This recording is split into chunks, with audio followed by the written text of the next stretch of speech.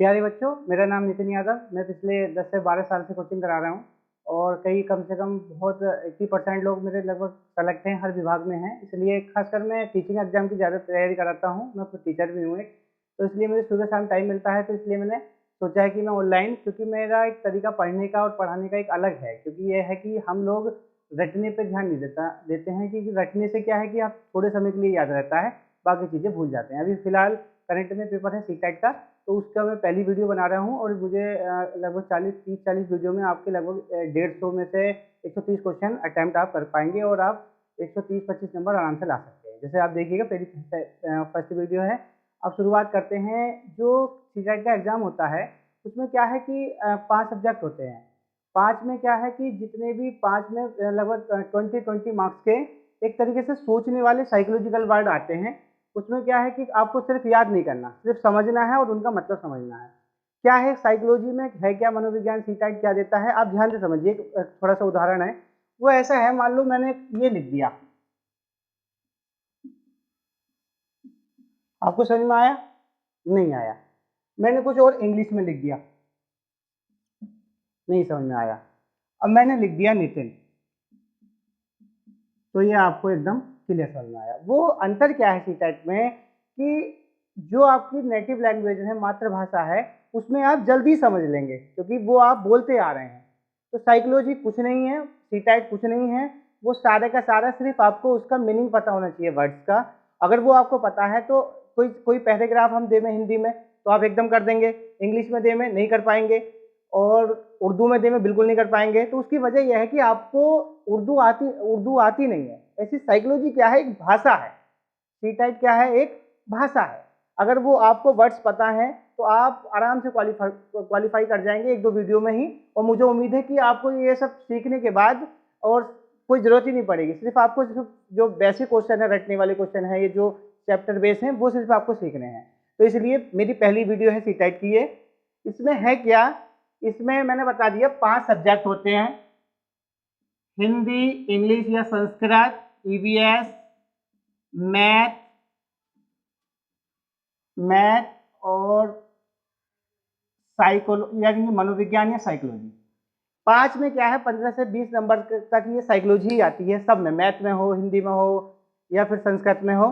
तो उसकी ये वीडियो है। आप ये सिर्फ सीखना है और इम्प्लीमेंट करना है। सीखना क्या है, आप रट तो लोगे ये, लेकिन इसे इम्प्लीमेंट कैसे करना है क्वेश्चन में, उसका भी मैं सिखाने की कोशिश करता हूँ। ठीक है, अब जरा ध्यान से समझिएगा। जैसे सीटेट में पहला चैप्टर इस पे है और इस पे लगभग 80% तक कवर हो जाता है। इसमें है क्या, ये टैग वर्ड्स हैं। जब शुरू शुरू में सीटेट कराया गया तो जब तक किसी को कुछ पता नहीं था, इसलिए शुरू में थोड़ा मुश्किल पड़ा। अब यूपी टेट से आसान सीटेट हो चुका है, क्योंकि उसमें याद तो करना ही नहीं है, सिर्फ आपको दिमाग लगाना है और रीजनिंग मान लो एक तरीके से ये सीख लिया और सिर्फ इम्प्लीमेंट करा और आप जो है सेलेक्ट हो गए। तो इसलिए अब समझिए इसमें है क्या, जो भी कोई क्वेश्चन आएगा वो पॉजिटिव और निगेटिव वर्ड उसमें रहेंगे। ये तो पूछेगा हाँ या ना। जैसे आप ये वर्ड समझिए, जैसे कोई वर्ड दे दिया, एक वर्ड आया था पिछली बार, वांछनीय। जब ये 2020 में आया, 19 में आया, तो सब किसी को पता ही नहीं था। 3 क्वेश्चन यहाँ से आए वांछनीय से, तो सबने सोचा कि ये क्या है। तो सब अपने अपने दिमाग से कोई निगेटिव समझा, कोई पॉजिटिव समझा, लगा के आ गया। अब है क्या, ये वर्ड कुछ नहीं है, ये साइकोलॉजिकल वर्ड है बस। जैसे हम यस को क्या कहते हैं, हाँ, नो, नो को नहीं। ऐसे हिंदी में हाँ नहीं, सही को हाँ, गलत को नहीं। साइकोलॉजी में ऐसे ही हाँ को वांछनीय कहा गया है और अवांछनीय अगर लगा दें तो वो नहीं हो गया। तो आप समझ गए। तो सिर्फ ये है, इतने भी वर्ड होते हैं। जैसे एक वर्ड आया, मान लीजिएगा तुम्हारा एक वर्ड कंफ्यूज होते हैं, अभिवृद्धि आ जाता है, कॉमन पढ़ा हुआ है। इसमें पूछते हैं क्या चीज है। जैसे एक वर्ड मैंने क्वेश्चन में डाला हुआ है, संकल्पनात्मक। आप ये समझिएगा, अगर जैसे ही ये वर्ड आ जाएगा तो सब लोग डर जाएंगे कि है बस कुछ नहीं है, बस ये वर्ड है। अगर मैं हिंदी में समझा दूं या इसके अगला पिछला साइड का समझा दूं तो एकदम क्लियर हो जाएगा। तो जैसे अभिवृद्धि है, अब आपको नहीं समझ में आ रहा तो अभी को काट दो ना, कोई इससे अभी अभी को जोड़ के सीखने से कुछ नहीं मिलेगा। आपको सिर्फ क्वेश्चन करना है, तो अभी को काट दो वृद्धि। अब वृद्धि आप समझ गए ना, ग्रोथ, ये चीजें। ऐसी संकल्पनात्मक में से को काट दो, क्या बचा, कल्पनात्मक। कल्पना यानी कि इमेजिनेशन। ठीक है। तो बस यही चीज मैं कोशिश करूंगा सिखाने की और आप जो है क्लियर करते चले जाएंगे। जैसे वर्ड लेते हैं, सबसे पहले हमारा वर्ड है सबसे पहला पॉजिटिव वर्ड, जिसे बोलते हैं सकारात्मक। सकारात्मक का मतलब कोई भी क्वेश्चन आएगा पॉजिटिव बातें जिसमें होंगी। जैसे आपसे पूछा जाए कि एनसीएफ 2005 के तहत हमें क्या करना चाहिए, बच्चे को पीटना चाहिए या उसे पुरस्कृत करना चाहिए, क्या करना चाहिए, तो एनसीएफ 2005 क्या है, वो तुम्हारे हिसाब से रखा गया होगा ना, कि एनसीएफ 5 यानी कि मेरे हिसाब से क्या है। जो तुम्हारे हिसाब से पॉजिटिव बात है, पॉजिटिव पूछ रहा है तो पॉजिटिव आंसर, नेगेटिव बात है, नेगेटिव पूछ रहा है तो नेगेटिव आंसर, उससे कोई मतलब नहीं। जैसे शिक्षा का अधिकार 2009 के बाद तहत कुछ नहीं, उन्होंने भी वही बातें रखी हैं जो सबके लिए महत्वपूर्ण है। तो ये चीज है। अब वर्ड लेते हैं एक एक करके। जैसे सबसे पहला वर्ड है अभिव्यक्ति। जैसे ये वर्ड आया साइकोलॉजी में तो सब लोग कंफ्यूज, अभिव्यक्ति क्या कहना चाह रहा है, क्या है क्या नहीं है, कंफ्यूज हो गए ना। तो अभिव्यक्ति का मतलब जैसी तुम्हें हिंदी किसी पिछले वाले ने बताई या आगे बताई किसी, तो एकदम वो आसान हो गया क्वेश्चन। जैसे अभिव्यक्ति का मतलब होता है बोलने की स्वतंत्रता। किसकी स्वतंत्रता? बोलने की स्वतंत्रता। वो अब ये पॉजिटिव लिस्ट में क्यों रखा गया? क्योंकि बच्चे जब तक बोलने के लिए स्वतंत्र नहीं होंगे, अपनी बात कहने के लिए स्वतंत्र नहीं होंगे, तो समझ लो वो सीखेंगे ही नहीं। तो इसलिए इस वर्ड को रखा गया पॉजिटिव की तरफ। लेकिन अभिव्यक्ति नहीं पता चलता पाता, जो लोग नहीं जानते, जो जानते हैं पढ़ रखा है हिंदी मीनिंग तो पता चल पाएगा। इसे और इंग्लिश में देना तो और ज्यादा दिक्कत आएगी, थोड़ा बहुत नहीं। तो यही साइकोलॉजी है और यही सी टाइट है। बाकी इतनी लंबी चौड़ी पूरे दिन वीडियो देखने से कुछ नहीं है, सिर्फ इन्हें सीखें और इम्प्लीमेंट करें और सीधे अपना सिलेक्शन एकदम हो जाएगा। ठीक है। तो अभिव्यक्ति का मतलब सीख गए, बोलने की स्वतंत्रता। पॉजिटिव क्यों है? क्योंकि इसमें क्या है, बच्चे बोलने के लिए स्वतंत्र होंगे, जाहिर सी बात है, तो जल्दी अधिगम करेंगे, जल्दी सीखेंगे। ठीक। दूसरा वर्ड है हमारा, ये देखिए कितना सारा दिया हुआ है, अंत्य क्रिया, सह क्रिया, परस्पर क्रिया, अनुन्नय क्रिया, सामान्यतः क्रिया। तो ये तमाम क्रिया दी हुई हैं और ये कम से कम सी टाइट में 10 क्वेश्चनों में यही आएगा। तो ये पॉजिटिव की तरफ इशारा करता है। क्रिया का मतलब ये है इंटरएक्शन। ये सब बस घुमाने के लिए ये वर्ड बना दिए गए साइकोलॉजिकल। यही बात हिंदी में कहेंगे इंटरएक्शन वाली बात बताओ तो एकदम बता देंगे। लेकिन क्या है कि घुमाने के लिए ये सारे के सारे जानबूझ के दिए जाते हैं, क्योंकि पेपर में से छांटना है। तो जितनी भी क्रियाएं आ जाएं किसी भी क्वेश्चन में, तो वो पॉजिटिव की तरफ इशारा करेगा, और पॉजिटिव की तरफ करेगा तो पॉजिटिव बात पूछी है तो वो आंसर भी आंसर हो जाएगा पॉजिटिव। क्लियर। उसके बाद आते हैं, देखिए, समान शिक्षा, समाज, अवसर। ये वर्ड बहुत ज्यादा आता है, अवसर। अवसर और अवसर में अंतर है, थोड़ा सा अंतर भी समझना है। अवसर का मतलब है मौके, यानी कि हमें बच्चे को ज्यादा से ज्यादा मौके देने चाहिए कि एक बार नहीं सीख पाया, चल भाई कोई बात नहीं, एक बार वो अवसर ले, दूसरी बार अवसर ले, गलत तरीके से सीख रहा है भाई, चल एक बार और ले, क्योंकि हम उसे पनिशमेंट नहीं दे सकते ना, क्योंकि वो निगेटिव की तरफ इशारा करता है। तो ये अवसर जहां भी आ जाए। समाज, अब ये समझिए, क्योंकि सबसे पहला समाज बच्चे का घर माँ बाप होते हैं, तो माँ बाप से सीखता है वो, तो इसलिए इसे पॉजिटिव की तरफ इशारा करके दिया गया है। अगला वर्ड है हमारा विभिन्न। विभिन्न पर थोड़ा चर्चा करते हैं। विभिन्न क्या है कि अब क्या है कि हमें बच्चे को एक तरीके से सिखाना चाहिए, नहीं सीख पाया वो, सबकी आईक्यू लेवल अलग है, सबका सोचने का तरीका अलग है, तो हमें विभिन्न इंप्लीमेंटेशन करके, खोज करके कि भाई अगर इससे ये समझ में नहीं आ रहा तो खेल विधि से सिखाओ, खेल नहीं आ रहा तो प्रोजेक्ट विधि से सिखाओ।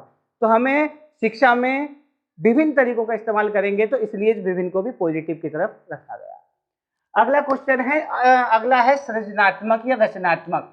अब ये सृजनात्मक वर्ड 4 से 5 क्वेश्चनों में मिलता है, चाहे मैथ के हों, चाहे पेडागोगी के हों, या फिर हिंदी के हों, किसमें। सृजनात्मक एक बहुत अच्छा और महत्वपूर्ण है। सृजनात्मक का मतलब ये होता है, जैसे इंग्लिश में अगर कुछ एक क्रिएटिविटी, अब समझ में आ गया, क्योंकि कुछ वर्ड अगर आपको हिंदी में नहीं आते तो साइड में इंग्लिश दी रहती है, उसमें आप सीख सकते हैं। क्रिएटिविटी, सृजनात्मक। अब सृजनात्मक से डर जाएंगे, अरे ये क्या सृजनात्मक, तो क्वेश्चन नहीं कर पाएंगे। तो सृजनात्मक का मतलब होता है कि जिसमें बच्चा क्रिएटिव रहे, यानी कि क्रिएटिव का मतलब ऐसे समझिए कि सृजनात्मकता का, एक बच्चा अगर उसे किसी भी काम में लगा दो, उसे खेलने में लगाओ तो खेलने में भी उसकी परफॉर्मेंस अच्छी, खेती करने में लगाओ तो खेती करने में अच्छी, और कंचे खेलने में लगाओ तो उसके कंचे खेलने में भी अच्छी, क्योंकि उसको त्वरित बुद्धि होती है उसके अंदर, वो अपने आप सोच लेता है। कि जैसे न्यूटन ने सोचा था कि भाई फल जो है सेब के बाग में नीचे क्यों गिरा, उसने फिर कल्पना की, क्योंकि वो क्रिएटिव था, उस टाइम भी पब्लिक थी लेकिन नहीं सोच पाए। उसने क्यों सोचा कि न्यूटन ने सोचा कि भाई हर फल नीचे गिरता है, ऐसे क्यों आती है, हर चीज नीचे आती है, तो उसने नियम दे दिया, तो वो बच्चा उस टाइम क्रिएटिव माना जाएगा। अब ऐसी पिंचर की दुकान पर बहुत सारे बच्चे होते हैं, उन्हें ना बीटेक किए होते, वो ना आईआईटी किए होते, लेकिन फिर भी वो एकदम दिमाग लगा लेंगे, कोई पढ़ा लिखा भी नहीं लगा सकता कि यार अच्छा यहाँ पिंचर है। तो ऐसे बच्चे क्रिएटिव की श्रेणी में आएंगे। प्रतिभाशाली भी एक पॉजिटिव वर्ड है, लेकिन प्रतिभाशाली का मतलब यह है कि उसके अंदर एक्स्ट्रा माइंड नहीं होता। ठीक है, तो सृजनात्मक समझ गए, जो विभिन्न कौशलों में निपुण हो और अपने आप ही सोचने लगे, त्वरित बुद्धि। जैसे कपिल शर्मा है, वो तुरंत एकदम कॉमेडी बना लेता है, तो तुरंत का मतलब उसे कुछ सिखाया कोई, एकदम से जो आ जाए बात, तो उसे कहते हैं सृजनात्मकता, या फिर उसका दूसरा नाम रचनात्मकता।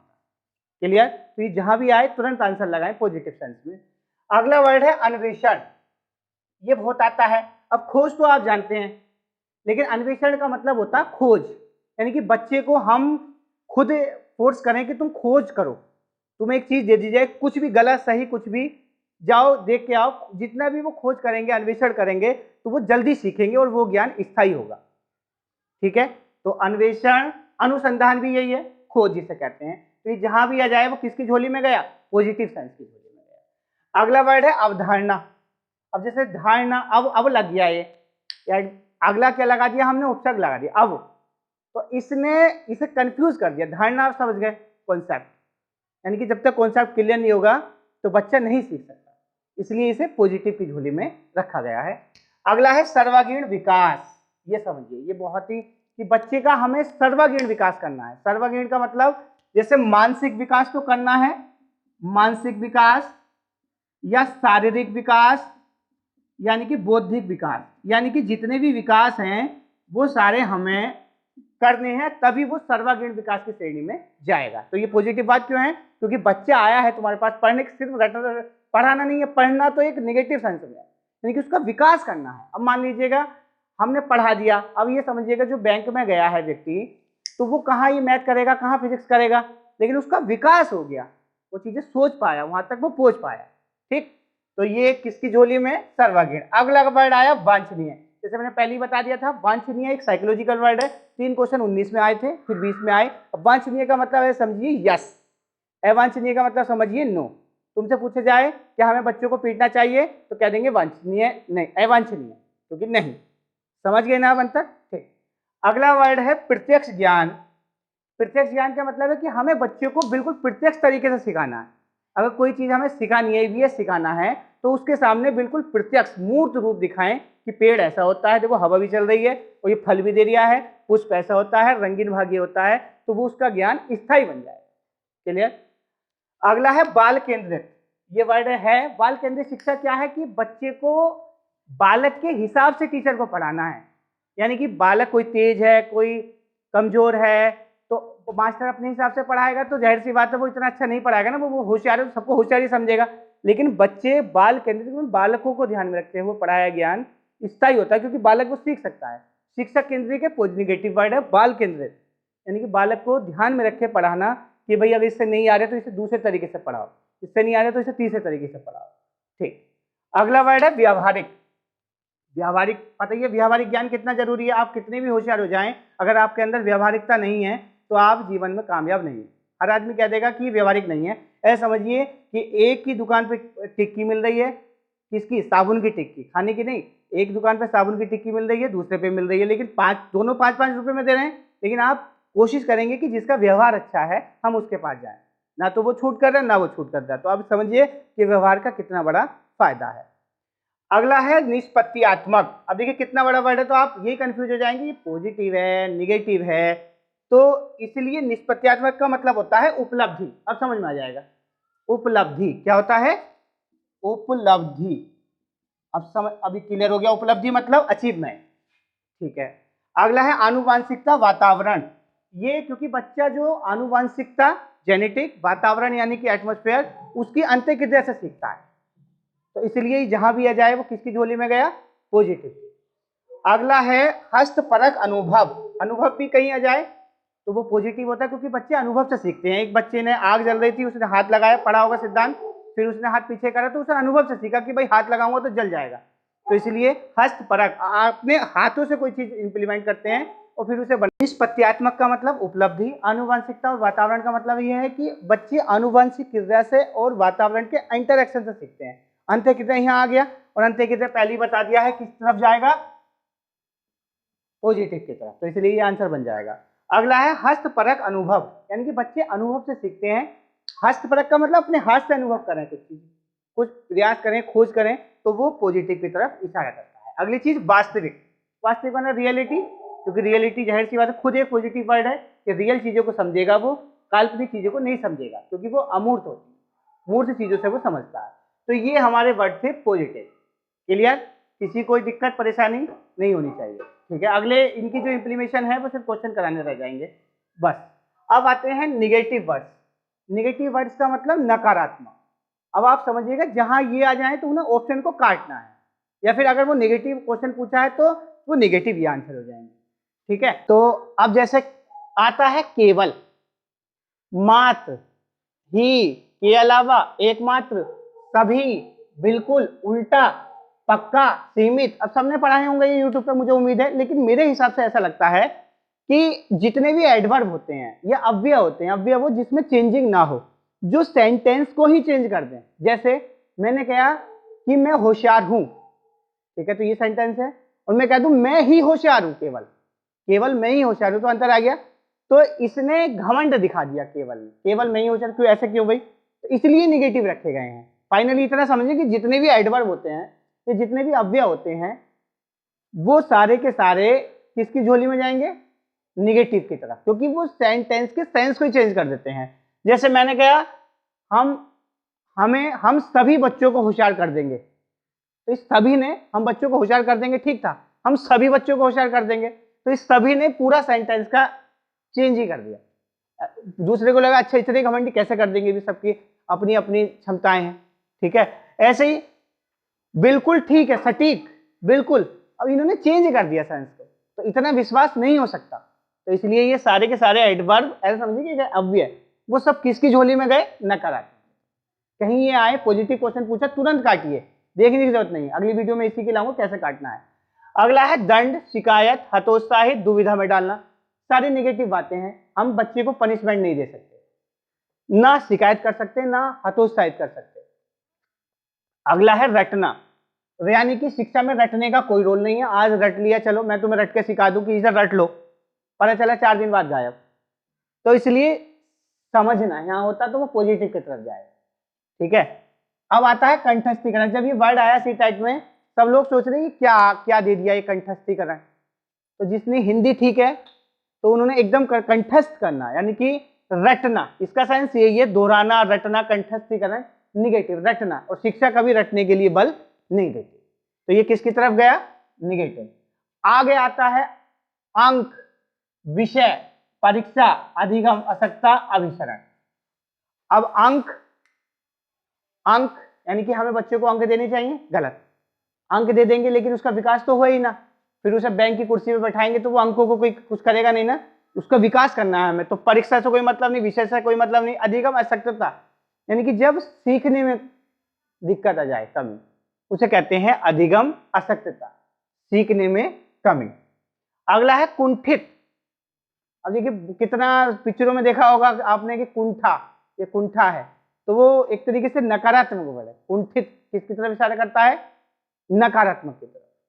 अगला निष्क्रिय, ऐसी पॉजिटिव में हो जाएगा सक्रिय, मैं लिखना भूल गया था, सक्रिय, यानी कि बच्चे की सक्रिय भागीदारी हो। ऐसा नहीं कि बच्चे सो रहे हैं, हम पढ़ा रहे हैं, बच्चे सो रहे हैं, तो वो कुछ नहीं सीख पाएंगे, वो निष्क्रिय अवस्था में है। पहले उन्हें सोना दूर करेंगे हम, तब उन्हें सिखाएंगे। तो सक्रिय किसकी तरफ गया? सक्रिय मतलब एकदम एक्टिव है, एकदम इंटरेस्ट ले रहे हैं। मैं पढ़ा रहा हूँ, आप इंटरेस्ट ले रहे हैं, तो समझ लो आप सीख पा रहे हैं। और आप भी इधर झूल रहे हैं, उधर झूल रहे हैं, तो नहीं सीख पा रहे। अगला है अति मानक। मैंने पहले बता दिया, ये एडवर्ब आ गया।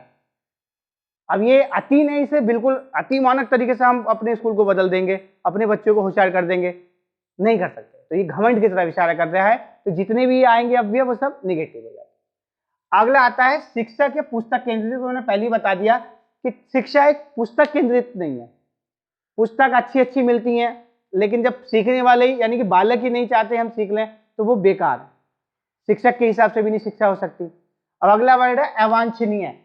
मैंने पहले ही बता दिया था, अवांछनीय का मतलब निगेटिव, वांछनीय का मतलब पॉजिटिव। क्लियर यहां तक?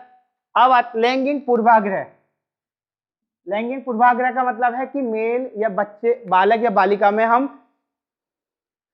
आपस में मतलब जो है एक तरीके से मतभेद कर रहे हैं दोनों के साथ, तो वो शिक्षा कैसी मानी जाएगी? नकारात्मक। तो इसलिए इसका स्थान किस झोली में गया? ये नकारात्मक। क्लियर यहाँ तक? अब आते हैं क्वेश्चनों पे आते हैं, क्योंकि अब ये तो सीख लिया, क्योंकि इम्प्लीमेशन करना है। अब मैं अगली जितनी भी वीडियो लाऊंगा अलग अलग टॉपिक से, आज ये था, अब सिर्फ इम्प्लीमेशन करना है और इसकी सिर्फ 2, बाकी चीजें कहाँ से आएंगी वो सब सीखना होता है। और इसमें कुछ ज्यादा लंबा चौड़ा पढ़ने की जरूरत नहीं है, अगर आप स्मार्ट स्टडी करेंगे तभी आप एकदम सेलेक्ट हो जाएंगे। पूरे दिन पढ़ रहे हैं, पूरी रात पढ़ रहे हैं, वो सब आपका पता होगा कि ये कोई आदमी अपने सिर पे बोझा लेकर गया तो उसका कार्य W बराबर 0 होता है, क्योंकि वो कितना ही कुछ करे, ठीक है, W बराबर F × S होता है। लेकिन क्या है कि ऐसे ही इसमें है, यानी कि आप कितना ही पढ़ रहे हैं लेकिन आप स्मार्ट स्टडी नहीं कर रहे हैं, पूरा दिन जो है लगे पढ़े हैं उल्टा सीधा पूरी किताब पढ़नी है। मैंने कल की वीडियो में बताया था कि अच्छी स्टडी वो है कि जो चीज हमें छोड़नी है, पूरी किताब तो पढ़ ही लेंगे, दे दी, पता चला पूरी किताब इतनी नहीं स्टोर कर पाती दिमाग, तो इसलिए क्या चीज छोड़नी है वो चीज सीखनी है, इसे स्मार्ट स्टडी कहते हैं। आगे आ जाइए अब क्वेश्चन पे। ये देखिए, अधिगम की कौन सी प्रक्रिया अवांछनीय? मैंने इसलिए जानबूझ कर रखा है ये क्वेश्चन में हिसाब से लाया कि इनका इंप्लीमेशन हो जाए। अधिगम की कौन सी प्रक्रिया अवांछनीय? जैसे ये वर्ड आए तो आप कंफ्यूज, लेकिन आप क्या समझ गए ना, अवांछनीय का मतलब नहीं है, यानी कि निगेटिव बात पूछ रहा है। तो निगेटिव पूछ रहा है तो जाहिर सी बात है जो निगेटिव वाले हैं इसके अंदर वो इसके आंसर हो जाएंगे। जैसे पुनरावृत्ति अभ्यास एक पॉजिटिव है? नहीं। संचालन निर्देशन? नहीं। अन्वेषण तो खुद पॉजिटिव है, पारस्परिक क्रिया भी आ गया पॉजिटिव है, क्या आ गया? कंठस्थीकरण, यानी कि रटना। अब बताइए कैसे हो जाएगा? तो इसलिए ये क्या हो गया इसका आंसर? कंठस्थीकरण। क्लियर यहां तक? कैसे इंप्लीमेशन करना है? कौन सी परिपाटी? अब देखिए वर्ड आया परिपाटी, अब जैसे ये वर्ड आया आधे लोग कंफ्यूज कि परिपाटी क्या चीज। तो इसी टाइप में ये भी है कि अगर तुम्हें यहां नहीं समझ पा रहा तो आगे बढ़ जाओ, कोई इससे कोई लड्डू नहीं मिलेंगे कि क्वेश्चन ये नहीं देगा। बहुत सारे क्वेश्चन तो ऐसे होते हैं, क्वेश्चन समझ में नहीं आया आंसर से कर लो।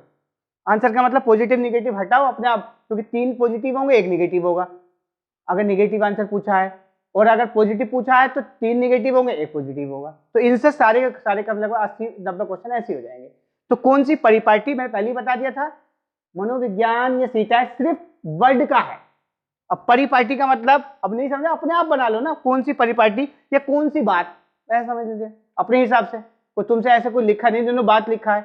तो कौन सी परिपाटी विद्यार्थियों में संकलनात्मक, ये फिर वर्ड आ गया, यहां कंफ्यूज।